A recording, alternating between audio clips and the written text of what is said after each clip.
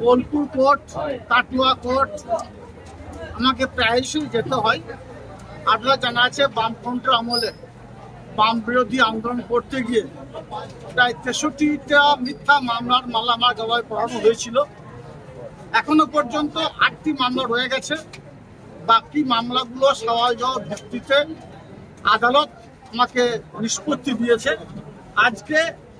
আজ থেকে 32 বছর আগে কেস নাম্বার 73/93, জিআর নাম্বার 235/1993, এই কেসটার আজকে রায় ঘোষণার দিন ছিল। আজকে মহামান্য আদালত আমাদেরকে বেকসুর খালাস করলো সওয়াল জবাব ভিত্তিতে।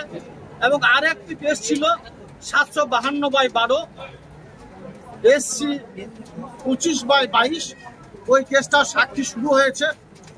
অর্থাৎ প্রত্যেকটি কেস আমাদের বাম জামানায় যেগুলো দেওয়া হয়েছিল, যে মিথ্যা মামলাগুলো, সেই মিথ্যা মামলাগুলো থেকে আমি নিষ্পত্তি পেয়েছি।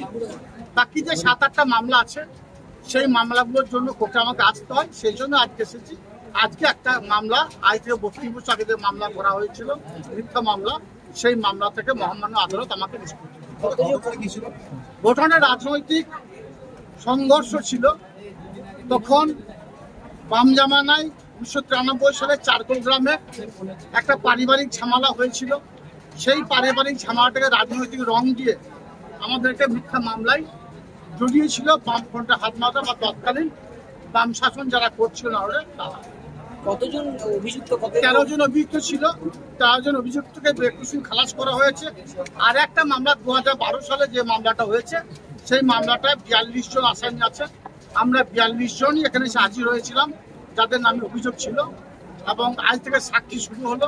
আশা করি 2-1 মাসের মধ্যে দিয়ে ওই কেসও আমরা পরিত্রাণ পাবো। মহামান্য আদালত আমাদের বাম জামানায় এত মামলা দেওয়া হয়েছে, এত কেস দেওয়া হয়েছে, আপনি বিষয়টাকে কিভাবে দেখছেন? দেখুন, বাম জামানায় এই নানুরে শাসনের নামে শোষণ চলেছে, হাটমাত্রা দাপিয়ে বেরিয়েছে।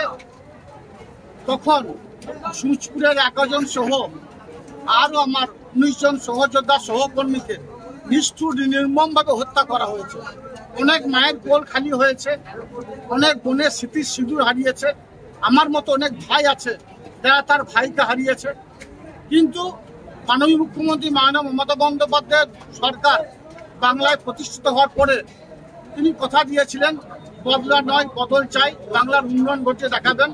তাই তিনি বাংলার উন্নয়ন ঘটিয়ে দেখাচ্ছেন। সেই উন্নয়ন যজ্ঞে আমরা সকলে সামিল হয়েছি। তাই বর্তমানে কাটাকাটি খুনোখুনি রাহাজানি বন্ধ হয়েছে। বাংলার মানুষ, তাদের বিধানসভার মানুষ উন্নয়ন যজ্ঞে হাঁটতে শিখেছে। মমতা বন্দ্যোপাধ্যায় 95টি যে জনমুখী প্রকল্প, সেই প্রকল্পগুলো সঙ্গে নিয়ে আমরা এখন চলছি।